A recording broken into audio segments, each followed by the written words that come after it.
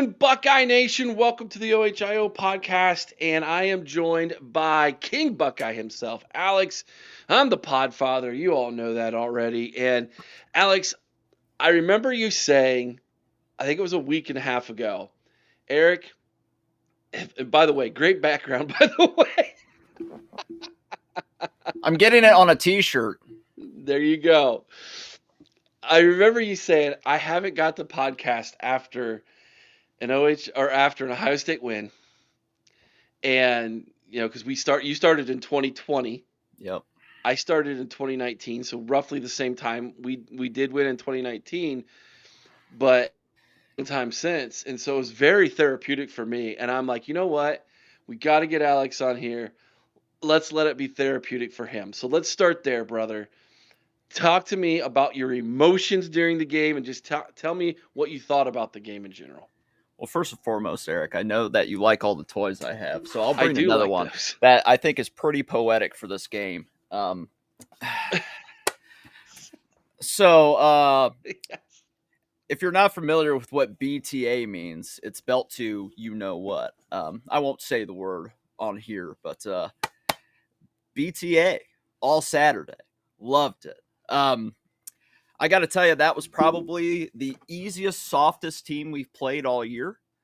Um, just absolute free food from the beginning. I wasn't even worried after that pick. Just unbelievably easy work all day long. Now, if I'm being serious about it, obviously after that pick, I was freaking out. I was actually at the rehab center my dad's at because he had a stroke, and having to be quiet during that game is quite the restraint for me. Because especially after that pick, I was like, oh, here we go again. I'm like, oh no, third year in a row we throw a pick, give them a short field, and this is just where Ryan Day is going to completely melt down. And boy, I've never been so happy to be wrong. And this is my public apology to Ryan Day. I I defended him up until that game last year, and I was at the shoe with my dad. That was the last game I got to see with my dad in person. So hopefully it's not the last game permanently, obviously. But Right. and I left that stadium that day. I had 2 souvenir cups with Ryan Day on it. I found the nearest dumpster. I put him in there. I spit at him, and I said, I hope he gets fired. Since then, he hasn't lost. So, yeah, I was wrong about Cardale Jones back in 2014. Never been so happy to be wrong. I'm happy to be wrong about this as well. I'm glad Ryan Day did not lose his job. Hopefully, this is the final monkey off his back. We just start seeing a streak of wins against this team going forward. Really, with where both programs are at, it should be that way, in my opinion. But the emotions were high, man, and getting to watch that game with my dad after everything that's happened the last 3 months is always great. And just thankfully, we finally get a win. And like you said, I started a show back in 2020, and during the entire tenure of that show, I never got to talk about a Team Up North win. So that stinks. But happy to talk about it here on the Ohio podcast and with you guys. So I'm just thankful to be 12-0, thankful to finally end this misery of the last 4 years. I never want to see a Buckeye fan say this game doesn't matter ever again, because it absolutely does. And Saturday proved it. Absolutely, 100%. Let's talk a little bit more about Ryan Day. I thought that was very poetic of you to do a public apology to the man. He's now won 16 straight games, uh, and he has won 7 of those 16 have been against top 25 opponents. 3 of them, let's see, one, two, three or four against SEC teams. Let's see, Texas twice, Tennessee. Yeah. Yeah, it's 3 against SEC schools. More to come, hopefully. The man is on a absolute heater. Absolute heater. Winningest coach currently in college football history. Um, and you mentioned it. Did not clam up. Did not pucker up after the interception. Did not go super conservative. In fact, looked over at Julian. Julian looked back at him, gave him the thumbs up, and said, "Let's roll." This is a different man. Where Yes. is he at in your mind in Ohio State history and moving forward? Yeah, I saw you guys talk about that on the show last night, and it's obviously a very interesting topic, right? Because, like you mentioned, he's already even now with Tressel and Urban as far as natties go. Obviously, he doesn't quite have the team up north record yet, um, but like I've said, I think if he won this one, I don't see any reason why he doesn't go on a win streak of his own against this team with where both programs are. But you know, I think right now, obviously, I would have him fourth behind, obviously, Woody, Tressel, and Urban. But if he wins another natty this year, I think you automatically have to put him at two at the very least, just because he would be the only other one to win multiple national titles. Now, to hold on to that, I think he needs to get a winning record against a team up north because that's very important. But like I said, I think after this win, I think that that's very doable, and he might have a chance to face him multiple times in a year. We don't know. We haven't seen it yet happen, but it's possible that it could in the future if the team up north doesn't completely melt down after something like this. So it'll be interesting to see. But you're right. He's a totally different man since that fateful day in Columbus last year. Um, and you got to contribute it to that players only meeting that they had after that loss. And I think it really sunk in with Ryan Day, and those kind of things can either make or break you as a coach. And he let it make him. And now he hasn't lost since. And, he's about to face another top ranked team this weekend, which nobody seems to be talking about, probably because it's not an SEC matchup, right? So I think if he is able to win these next 4 games that we could potentially be playing, we're gonna start having this discussion that maybe Kirby Smart isn't the top dog anymore. Maybe it's Ryan Day. Yeah, Corey actually brought that up yesterday that he thinks Ryan Day's there now. He just needs the hardware to go along with it, Yeah, and then the rest of the college football community will catch up with where we think he's at right now. yeah, I mean, right now the proof is in the pudding. This football team has not been challenged since week one, and week one was so long ago. Julian Sain was. To say wet behind the ears is an understatement there. yeah. And now Julian Sain's going to be playing for a Heisman Trophy. Uh, I mean, that's That's where we're at this weekend against Kurt Signetti in Indiana. Um, before we talk about that though, I got to talk a little bit about the game itself in Ann Arbor. Um, the 12-minute drive in the snow taking their manhood. Um, Headphones not working, the headset in the helmet not working. Brian Hartline cannot communicate with Julian Sain, and Wonder how yet that happened. well, we made a video about that earlier today. It's got to be one of three things, folks. Um, and then Julian Saints running over to the sideline, talking to Ryan Day, getting the plays in between every play, and they go for a 12-minute drive. I think it was 88 yards, something like that. Kick a field goal to go up 3 scores. Ryan Day complained about it at the end in the Yes. post game. He's like, we should have scored there, Yep. scored a touchdown there, but it was ripping. It ripped. You physically could hear the souls leave the body of the Ann Arbor fans, of the team up north fans. They were done then, and I think their team at that point were more concerned about saving their precious logo on the 50. At that point, you agree? Tell me about that drive. What was going through your mind?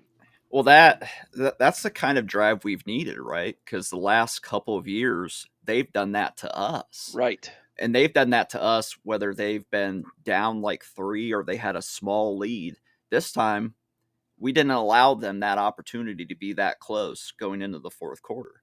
And I said that from the get-go. I said the way you beat them is you get far enough ahead into the fourth quarter where they can't take you into deep water like they said last year. You just don't give them that opportunity. Right. And so how do you do that? You get ahead and then you go on a 12-minute drive. Now, granted, yeah, they complaining about it not being a touchdown, that's another thing of proof on how this man has changed, because at that point you're just like, okay, well, we got 3 points, gun ho about it. But nah, he wanted a touchdown. he wanted to get into the 30s, maybe the 40s on him. I think he'll take a win at the end of the day, obviously, after what he's been through these last 4 years. But he really wanted to make a statement, and I think he still did with the 27-9, and especially that last drive, or that 12-minute drive where we're running the ball on them. Like, Bo Jackson had more yards by himself in the rushing and receiving game than their entire team did. Yep. Bo Jackson, one player. Yeah. And, you know, it's funny story. I've been waiting. Like, I've seen Bo Jackson have a few signings here and there pop up, and I'm like, I'll wait. You know, we'll see how he pans out. I'm getting his autograph now. Like he's getting on one of my footballs now, because that kid, he stood straight up, got in their face when they got in his face. I mean, just a tough overall performance. You end up outrushing them. You add on to that streak of now 24 games where the team that leads the rushing battle wins the game. Something going into the day I didn't think we'd do, whether they had Jordan Marshall or not. But I at that point, I was just happy to win the game. So that was just an extra added little bonus on top that we ended up outrushing them no matter what. And I saw that Carlos Lachlan got a little chippy with Tony Alford too. So I loved it. Loved every part about it. I saw Tony Alford before the game, jawing at Ohio State fans, being like, come down here, you know, stuff like that. So it just goes to show, from stuff like that with Tony Alford, stuff like the guy getting on the field, wiping off the Ohio, getting on his hands and knees to do that, cutting our communications, just like they tried injuring JT Barrett with a cameraman back in 2017. You know, this is such a fragile, weak fan base and university and football program. And they got really in their head, like in over their heads after that win last year that we handed them. We handed them in Columbus. And right back down to earth you go. I said before the season, this is a 9-3 at best team, and they're going to the Cheez-It Citrus Bowl. We'll see if I'm 100% correct on that. You nailed the record on it. Yeah. I did as well. I thought they would end up 9-3. The difference is I thought we would end up 10-2. I did too. I was wrong about that. I had after the game, talking about coaches asserting their authority over their counterparts, Ryan Day and the handshake just daddied Sharon Moore, telling him, "Hey, get your players off this field." Yeah, like, if you don't want problems, get them off the field. Like, and he was like, "Yes, sir." Yes, sir. Bent the knee to him, said, "Get him off the field." Now, I also heard, I don't know if you saw, it was said that 20 to 30 Wolverine players were waiting in the tunnel for us to come in, to basically ambush us. Authorities had to. Yeah. And I'm just like, they want to claim innocence all the time, right? They want to say, we didn't start it. But who's always the common denominator in these things? Mm-hmm. Who is always the common denominator? It's them. And whether it's trying to do stuff in the tunnel to hurt the opponent, or cutting off communications, cheating, Connor Stalions. I'm sure Connor Stalions loved hearing about the communications cut off. It's just like, where's your pride? Honestly, it just further proves what they are, what they have been, how fraudulent, 2021 to 2023 was, and how fraudulent them beating us last year was. And, the Kings returned to its throne. And I really don't think, if we get this Ryan Day going forward, I don't think we're losing them anytime soon. I really don't. And he can really start making that full name for himself by not just, winning the national titles, and hopefully more of those to come, obviously, but getting those wins over that team. And then we could really start saying, okay, he had that little stretch there where he got cheated against and got in his own head, got in his own way, but boy, did he persevere, 2025 forward. So just love to see it. Mm-hmm. Love to see it. Let's talk about that picture behind you. Brutus. Give me your thoughts on my boy Brutus doing the ultimate troll job on them. Kudos to the camera people for, capturing that, because, that's not even something I would have even thought about being done. And, After the game when their players are, and even their equipment staff are bringing their little equipment carts guarding the M, it's like, I could expect something like that. But then Brutus, just kind of looking around going, making stuff in the snow. It's a beautiful thing. And that's something you hang in the Louvre, man. You just put that in the Woody somewhere. It's just one of those pictures that'll live on in infamy in Yeah. this rivalry. And just like the picture that they showed of our players up with our fans and their players at midfield, it's Yeah. just what a difference a year makes. You know what I mean? Looking up at our players and us looking Yep. down at them. Yep. It was insanely poetic, and it really does speak to where both of these programs are. We've never left that elite status. We were just having some underhanded things happening to us, getting in our own way a little bit. Ryan Day finally gets out of his own head, coaches to our strengths, and then all of a sudden we find ourselves in a position in this game where we can bully ball them. And Hmm. that had to feel good. That had to be the best part for him, just being like, cool, we're up 2-3 scores now. I get to shove this ball down their throat, and they can't stop it because all of a sudden Bo Jackson, he's like ripping off 8-yard runs, all that good stuff. And I was waiting for him to put in Isaiah West, during that drive where we had like 6 plays inside the 5 and we couldn't punch it in. I'm like, where's Isaiah West at? Why aren't we using him? Then he comes in later in the game and starts dicing him up too. We're set. We're set going forward. We got a lot of these guys back next year. Hmm. I don't, there's only one more thing for Ryan Day to do at this point: win against them in the shoe. Yeah. That's like Corey said. He's got to beat them at home. Yeah, And that's obviously going to be. I mean, that's going to be number one on the yeah, to-do list next year. With yeah. easily, everybody understands that, but Mm-hmm. no doubt about it. Yeah, and while you were saying that, I heard Coach Locke in my head telling Tony, "You'll be all right. You'll be all right." The funniest part about that was leading up to this game, you just saw on like Twitter, especially all these Wolverine fans saying like, "Thank you, Ohio State, for giving us the best running back coach in the country." Yada yada yada. And I'm like, I'm not saying he's not doing great for you, coaching wise, recruiting wise, but for us, he wasn't. I mean, he got some guys, but it was kind of like ebbs and flows with him. Sometimes it was great, sometimes it wasn't so great.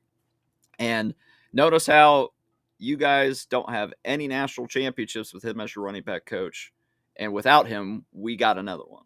So Hmm. 1-1 right before he came in, 1-1 right after he came in. So, I mean, do you really have the best running back coach in the country? I don't know.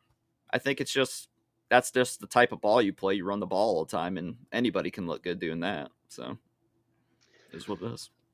So Sunday, I dove into the fan base up there and their reaction with Sharon Moore. And currently, I would say the consensus that I'm gathering is they look at him as, we're going to give you one more year to get us back to the CFP. That's kind of what they're looking at. Now, they had the youngest team in the Big Ten. That is true. They had a true freshman at quarterback. That was true. Um, he's got a long way to go, in my opinion, to be even considered a CFP level quarterback. But he does now have a full season under his belt, and he'll have another entire off season of development. But you have to question if they can develop him up there. Do you agree that Sharon Moore could possibly be on the hot seat by the end of next year if things do not go their way in 2026? The funniest thing about this is, last year, especially after we won the Natty, the team up north fans said, "Well, you needed an expanded playoff to even get in." So your title is a Mickey Mouse title. We lost all these players to the NFL, lost all of our coaches. Of course, we were going to be in rebuild mode, and but you guys still need an expanded playoff to get in. Which, hey, true. I can't argue that. However, what's really embarrassing is when you go and win a national championship and you claim to be this elite program, and twice now you have missed the expanded playoff, which should be, if you're such an elite program, should be pretty easy for you to get into. Um, but instead, you went to the ReliaQuest Bowl, and now you're probably going to the Cheez-It Citrus Bowl in back-to-back years. Um, that's embarrassing, and those fans should be embarrassed. They should be more embarrassed by still having their home of the 2023 national champs banner. It's like, hey, that was a couple years ago. Roll that back up. You got a banner hanging in your facility. That should be enough. But that just shows you that they haven't been there before, right?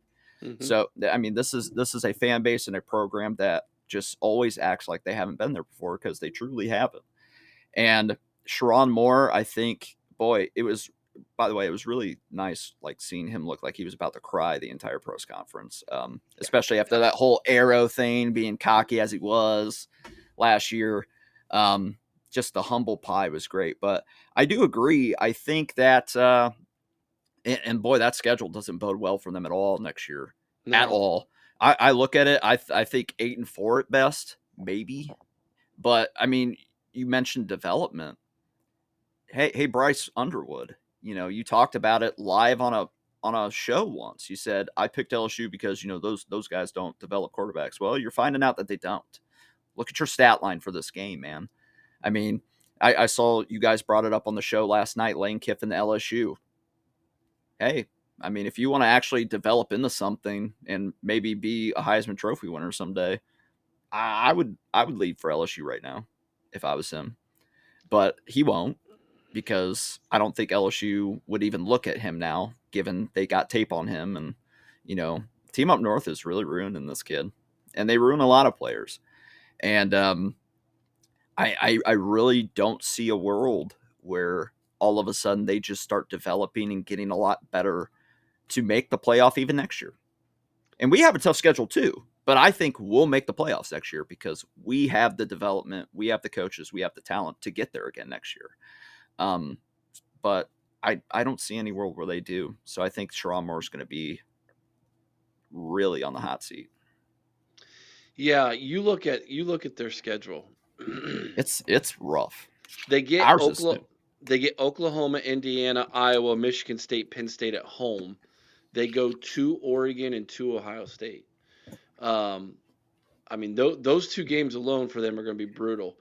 Yeah. And then you get an Indiana team and a Penn State team who we assume is going to be better, an Indiana team who's showing that they're not going anywhere, and an Oklahoma team, all of which at home you have to win. You have to win all of your home games. Yeah. Because you're automatically assuming the Oregon and Ohio State losses are probably L's. Unless Ryan Day decides, hey, I like peeing down my leg again. I missed that. Let me do that I again. don't think he Which I don't likes think that at that's all. I don't think that's going to happen anymore. Yeah. So, Yeah, and, and and you mentioned awesome. it. Ohio State schedule is not easy either. You're at It's not. Texas and you're non-con. We go to Bloomington. We go to Kinnick Stadium in Iowa City. We go to Lincoln and Memorial Stadium in Lincoln. Although if Dylan Raiola leaves Nebraska, that might be interesting. You Yeah. host Illinois, although they were down. They did not have a good year this year. You host Michigan. You host Oregon. Oh, I forgot. And you go to USC. LA to play USC. That's That's a slate.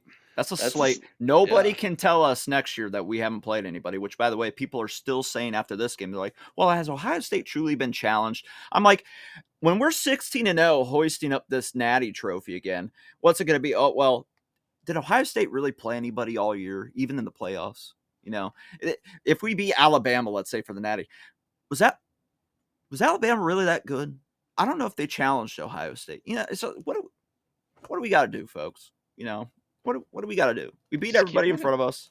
Yep. You know, this is what I guess we'll just have to be the first 16-0 national champion in history. Any last thing about any that you would like to mention about this terrible team up north before we turn the page to Indiana? Boy, I love that. This is our state, not anymore. Order restored. As I said earlier, BTA, Wolverine fans, you had this coming. Your fragile selves knew that this was coming. And I see that you still ref blame. Take away the Jeremiah Smith touchdown. Do what you will with that. We still beat you by 11. So, it was a touchdown, just like JT wasn't short. Get ready for another long losing streak. I can't wait for the Wolverine tears the ref blaming every year when we beat you by 17, 24 points. Keep being the fragile little babies you are. OH, baby. We'll have to clip that one. That'll get them riled up. I love it. All right, dude. So we don't have a long time to celebrate this. It's already, as we record this Monday evening, quick turnaround. We Yes. head to Indianapolis, Indiana to take on the Hoosiers in the Big Ten Championship game, 8 o'clock Saturday night, 8 o'clock Eastern on Fox, or just be a part of our Patreon. Join Patreon, watch it with us. It's awesome hanging out over there on Patreon with everybody watching the games and chilling out. It's so cool. Curt Cignetti, is he the kind of bad guy you love to hate?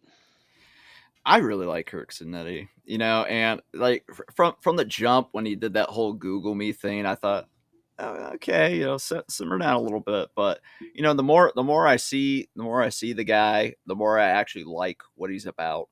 And I think he is the perfect example of why if you're a certain school like a LSU or somebody else, that you don't have to be patient with the coach. You can get a coach that'll come in and win right now. I mean, look at he has literally taken Indiana to places that no Indiana fan in their life would ever think they're at. And I saw you guys mention this too. Their fans are barking. Fans are barking a lot. Like Indiana fans, I'm like, I didn't know you had it in you. 70 plus or however many years they've been a program, I'm sure the frustrations have built up to this for them. So I'll give them a pass. But Kirk Zanetti, man, just what a great coach. He's doing the portal the right way. He knows that he has the NIL support that they're needing to build something there. He's getting the right guys, getting them the buy-in, and getting them to their first 12-0 season in school history after going 11-1. Super impressive stuff. I mean, obviously they didn't have to play us in the regular season, so that kind of helped. They avoided the team up north, which I think they would have beat the brakes off them this year anyway, so that wouldn't have really mattered. But just a very impressive guy, and he's got a little swagger to him. But of course, you're playing Ohio State this weekend, and just like last year, Will Howard, we got to put the cigarette out, got to put the Cignetti out. So, while I don't take them lightly at all, I know what they are capable of. I fully trust Ryan Day and especially Matt Patricia, that beautiful, beautiful man. However much money he wants, he could stay in Columbus forever, as long as he keeps pumping out defenses like this. I do agree with, I forget who he was on CBS Sports, that Matt Patricia deserves the Broyles Award. He absolutely should get that award. This defense lost X amount of players from that last year's team. Wolverine fans were telling us, "Oh, we lost all these players. You're absolutely gonna go 8-4 or 9-3 because we did that too when we lost players, acting like we're the same or they're better, whatever." But all we did was get better on defense. We took a number one defense at the end of the year last year and made it better into a better number one defense. If there was a better ranking than one, we'd be it right now, defensively. So I don't see any way we lose this game unless we really just get in our own way, which doesn't seem to be happening. So, I kudos for making the trip to your backyard. Kudos for making it to Indianapolis for your first time, Hoosier fans. Congratulations, big honor. But the Kings come back to reclaim their throne, and that's exactly what we're going to do Saturday. So, any concern at all that this might turn into a kind of a home field advantage for the Hoosiers, or do you think, hey, we're in a dome, this is a fast track, we're built for this? I will say, I saw you guys mention the ticket prices last night, so I looked myself. That's the most expensive I've seen tickets for the Big Ten title game. Yeah, you usually could get them pretty cheap. Yeah, like 100, 200-ish. Yeah, they're in the 400s now. So that tells me that, yeah, there's probably going to be a lot of Hoosier fans there. But, as we've shown, we can take over stadiums. I mean, gosh, the Big House looked pretty red to me. And obviously, our red and their crimson or whatever they are will probably mix together pretty well, so you might not be able to tell too much. But Ohio State fans travel. And even if it's like 70-30 Indiana, Ohio State, I'm not concerned. We just got to play our game. We really do. They got some good weapons, but we got better weapons. And we just got to play like it, act like it, not get in our own heads. Just go out there and do what we've been doing all year. All right, so you're pretty confident, huh, about I this? am. About yeah, okay. And it's because of that team up north one. That was the one thing I kept saying on this show. I'm like, I got to see it. Once I see it, I'll know what I need to know, but I got to see that because we could have done all what we did all season long this year and then lost that game, and then it's like, well, we're still mentally in our own heads and stuff like this. So, there wouldn't be too much to be confident about if we had lost this game. We held this team to under 10 points. I was happy about that. You asked me for the score prediction. I said 28-14, and I was going to be mad if they got 14 on us because I'm looking at their offense. I'm saying, man, they suck. I'm like, we shouldn't let double digits to them. And we spotted them 3. So, I mean, of course, of all days, Zavada decides to be the most accurate kicker in the world when he sucked all year. But I have no worries now. I'm like, whatever happens from here on out happens, and I think it's going to result in 16 wins and holding up another gold trophy. I really do. I just don't see, unless we get in our own way, how we lose. Because Matt Patricia's just elite, and Ryan Day is in his bag. He's a different guy. Go out there and get it done. Business as usual. Let's circle back around and close it with Ryan Day here. You just brought him up again. I want you to imagine that Ryan Day invites you to sit down with him in his office before he leaves for Indiana, and you have the opportunity to say anything to this man. Now's your chance. I would do exactly what I did to begin the show. I would say, I'm sorry. I'm sorry for giving up on you. And, through the 2021 loss to them, I said, okay, one off. 2022 loss, that stung a little more. I had to see that in person. And then, of course, 2023, the cheating allegations came up, so I kind of wiped his slate a little bit clean for those. And the 2023 game, I'm like, man, okay, we had that. What happened? And I was like, well, this is going to be the easiest chance he gets to get another win in this rivalry last year. And of course, what happened. And at that point, I gave up on him. And just like I've done with Cardale Jones, anytime I've seen him, I said, man, I didn't know if we could do it after JT went down, but you did it. And I'm sorry for being wrong. I'm sorry for not believing in you. I do the same thing for Ryan Day. I'm sorry for losing faith. I should have been a little more patient. And, I went into that Tennessee game not having any faith we'd show up mentally for it. And boy, 4 games in a row, you proved me wrong. And this whole year, you proved me wrong. And, I'll never doubt you again. Never doubt you again. I think it was Jim Tressel who actually in a tweet said, I have faith in this team. And that includes obviously the head coach. Yeah. And I made a video last week about having faith in Ryan Day. And no one has been more of vocal about his lack of faith in Ryan Day than my co-host Chris, who Saturday while we're watching the game at Baker's Pizza in Bucyrus, Ohio, shout out Baker's Pizza. Thanks for having us for the game watch. It was a great time. Chris looked at me and goes, I'll never doubt him again. He gained him.